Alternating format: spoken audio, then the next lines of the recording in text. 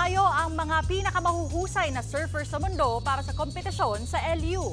Nagpakitang gilas dyan ang mga Pinoy. Nasa frontline ng balitang yan, si Ian Suyu.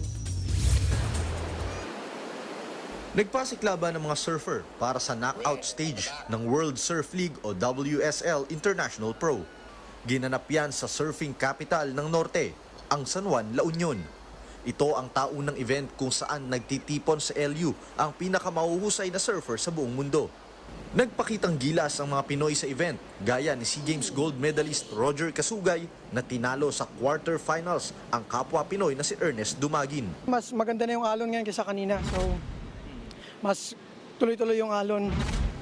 Nanaig naman si world number 4 longboard surfer JR Esquivel laban sa nakababata niyang kapatid na si June. Sobrang saya na makasama yung kapatid ko sa heat, especially one-on-one kami. Panalo rin sa kani-kanilang quarterfinal pairing ang mga Pinoy surfers na sina Perry Ventura at Jomari Ebueza. Puro Pinoy surfers ang maglalaban-laban sa semis bukas. Ayon sa mga Pinoy surfers, pambihirang pagkakataon raw na puro Pilipino yung magtatapat-tapat sa semifinals at finals bukas. At para sa kanila, gamit na gamit raw ang home court advantage dahil bukod sa kabisado ng araw nila ang daloy ng alon dito sa La Union, sanay na rin daw sila sa tirik ng araw tuwing nagsasurfing dito.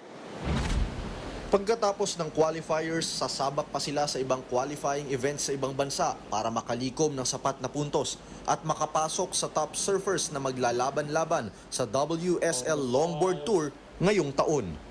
Nagbabalita mula sa Frontline, Ian Suyu, News 5. Mga kapatid, Jiggy Manikad po, iba na ang may alam at may pakialam sa panahon ngayon.